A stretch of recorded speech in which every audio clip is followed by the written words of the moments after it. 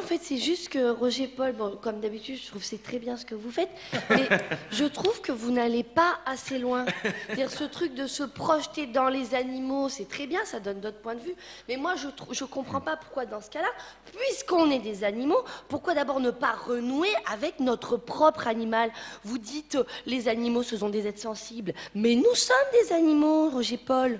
Quand on voit, par exemple, le petit guépier, là, le guépier, c'est, vous savez, cet oiseau, là, avec un plumage un petit peu émeraude, qui offre comme ça des insectes en offrande à la femelle pour obtenir ses faveurs sexuelles. Eh ben, c'est pareil quand notre ex, il nous invite comme ça au restaurant indien pour qu'il nous attrape dans son lit. Vous voyez, je pense qu'il y a quand même des grandes similarités. Quand on voit la petite fourmi comme ça qui porte des trucs qui font 60 fois son poids, eh ben, je me dis, ben, les mères seules qui ont 3 gamins, qui portent une vie beaucoup trop lourde, eh ben, c'est pareil. On est des animaux, Roger Paul. Des animaux en costard, des animaux en bourse peut-être, mais des animaux. Et moi, je pense qu'il ne faut pas avoir peur de ça. Il faut renouer avec son animal. Parce que souvent, on dit, oui, on parle des animaux, genre, c'est des sauvages. Oh là là, quand on parle des hooligans, des délinquants, on dit, ce sont des bêtes, ce sont des sauvageons.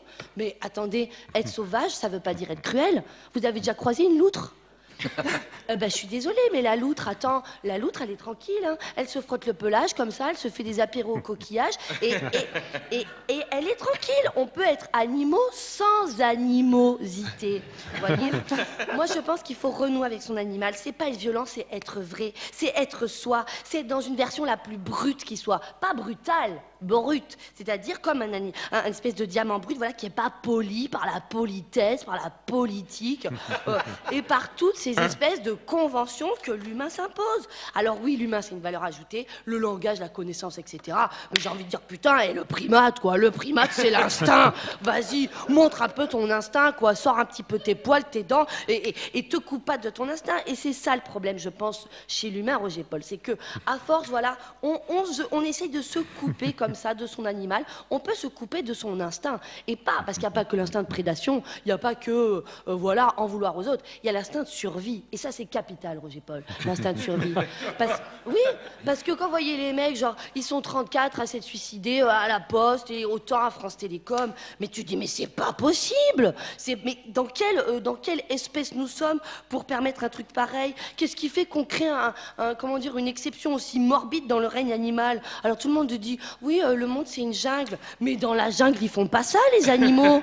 Attends, quand un gnou il est tout oppressé par le lion, qu'est-ce qu'il fait le gnou? Mais il lui file un coup de corne, ou alors le putois il sort ses glandes, ou l'éléphant il charge, ou l'animal alors à la rigueur il fuit devant ce qui est en train de l'effrayer, le banc de poisson il s'évanouit, le lapin il se planque, mais le lapin il se planque, mais il va pas s'encastrer de lui-même dans un arbre. Le poisson il va pas s'étouffer en bouffant du sable pour essayer de mourir par lui-même. Non, l'animal, il a cette lucidité de la rage de vivre. Alors si toi, petit humain, de l'autre côté du poste, toi aussi tu emploies au stress, tu n'es pas bien, écoute ton animal intérieur et pars en lutte. Va voir ton DRH et va lui dire que sa proposition de remaniement, c'est une merde. Tu vas lui dire que sa proposition de nouveau poste, elle pue. Oui, tu sors tes poils, tu sors tes dents, ou alors tu fuis. Tu fuis vite, tu cours, tu dis, écoutez, demain, je ne serai pas là. Et après-demain, non plus. En fait, je ne reviendrai plus jamais. Voilà ce qu'il faut faire. Tu prends tes jambes à ton cou pour courir vers des jours meilleurs. Alors oui, écoute ton animal et survis, parce que des fois, être humain, c'est vraiment inhumain. Bravo.